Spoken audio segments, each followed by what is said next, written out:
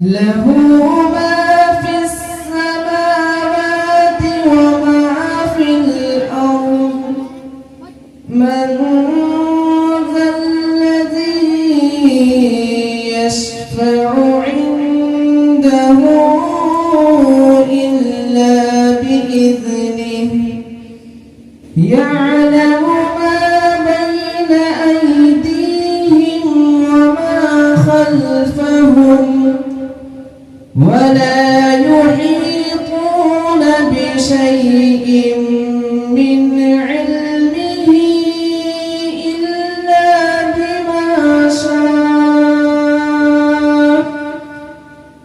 وسع كرسيه السماوات والأرض ولا يئوده حفظهما